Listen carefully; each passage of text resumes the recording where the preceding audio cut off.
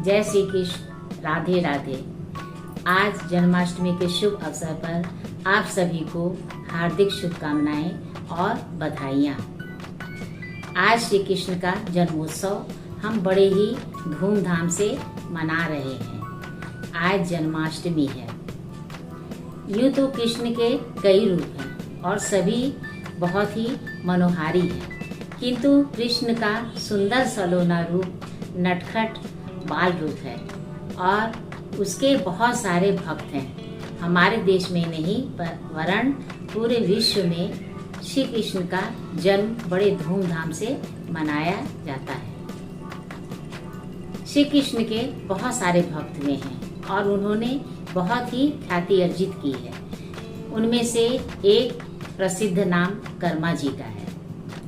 कर्मा जी पुरुषोत्तम नगर में रहती थी।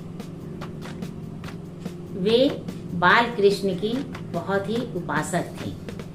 उनमें भक्ति रस की जगह वात्सल्य रस अधिक था। वे सुबह सुबह उठकर बिना नहाए धोए प्रभु के लिए खिचड़ी बनाती थी और भगवान का आवाहन करके उन्हें बुलाती थी।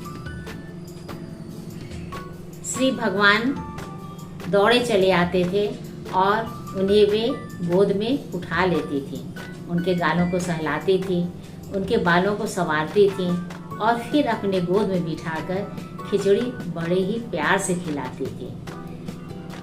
श्री कृष्ण को यह खिचड़ी इतनी प्रिय थी कि थोड़ी भी देर हो जाए तो उनका मन बेचैन होने लगता था और वे प्रतीक्षा करने लगते थे कि कब कर्मा बाई बुलाएं और कब वे दौड़े चले आए। एक दिन एक साधु ने सुबह सुबह कर्मा जी को खिचड़ी बनाते देखा। उन्होंने पूछा, ये खिचड़ी किसके लिए बना रही हो? कर्मा जी ने कहा कि मैं अपने श्याम सुंदर के लिए खिचड़ी पका रही हूँ। तो साधु को यह देखकर बड़ा ही कष्ट हुआ। उन्होंने कहा कि बिना पवित्र हुए और बिना जगह को स्वच्छ किए तुम खिचड़ी खिला रही हो ठाकुर जी को, यह बहुत ही पाप है। तुम प्रतिदिन स्नान करके और कुटिया को पवित्र करके तब खिचड़ी बनाओ और श्याम सुंदर को भोग लगाओ। कर्मा जी मान गई। दूसरे दिन उन्होंने जल्दी जल्दी स्नान आदि करके कुटिया को पवित्र किया और खिचड़ी बनाई। इस बीच में बहुत देर होने लगी तो कर्मा जी का हृदय रोने लगा कि श्याम सुंदर को बहुत ही भूख लगी होगी, वे क्षुधा से व्याकुल हो रहे होंगे। उनका हृदय रो रहा था।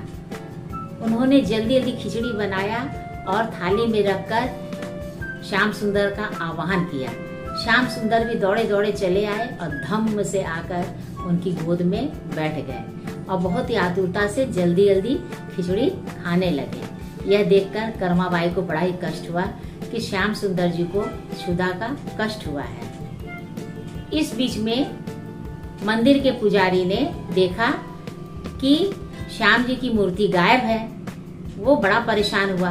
उसने प्रभु को पुकारा। वह भी सच्चा भक्त था। उसके पुकारने पर श्याम सुंदर जूठे मुंह ही दौड़कर चले आए और नैवेद्य का भोग लगाने लगे। पुजारी ने हाथ जोड़कर कहा कि प्रभु, आपके मुख पर खिचड़ी कैसे लगी है? तो श्याम सुंदर ने कहा कि मैं प्रतिदिन कर्मा जी के यहाँ खिचड़ी खाने जाता हूँ। मुझे उनकी खिचड़ी बहुत ही प्रिय है। उसका स्वाद मुझे अलौकिक जान पड़ता है, इसीलिए मैं प्रतिदिन उनके यहाँ खिचड़ी खाने जाता हूँ। आज थोड़ी देर हो गई क्योंकि एक साधु ने उन्हें स्नान आदि की विधियाँ बता दी, जिसके कारण कर्मा जी को खिचड़ी बनाने में देर हो गई। प्रभु जी ने पुनः कहा कि मेरी आज्ञा है कि तुम जाकर साधु को कहो कि वह कर्मा जी से कहे कि जिस तरह से पहले वह खिचड़ी बनाती थी बिना स्नान आदि किए, उसी तरह से पुनः खिचड़ी बनाए। पुजारी ने कहा ठीक है। उसने कर्मा जी को जाकर कहा कि प्रभु की इच्छा है कि जिस तरह से पहले तुम खिचड़ी बनाती थी उसी तरह से खिचड़ी बनाकर श्याम सुंदर को खिलाओ। दूसरे दिन उसी तरह से बिना स्नान आदि किए कर्मा जी ने भोग लगाया और श्याम सुंदर ने उसे खूब छक कर खाया। ये है प्रभु का प्रेम। इस तरह बहुत सारे भक्तों में कर्मा जी अपने वात्सल्य रस के कारण प्रसिद्ध हो गई। समय आने पर कर्मा जी स्वर्गलोक पधार गई, किंतु उनके भक्ति और वात्सल्य रस की आज भी चर्चा होती है। प्रभु को जिस रूप में याद करिए, प्रभु दौड़ कर आते हैं। प्रभु हैं इतने सरल और सलोने, भक्त के हृदय में प्रेम को देखकर वे भी भागे चले आते हैं। जय श्री कृष्ण।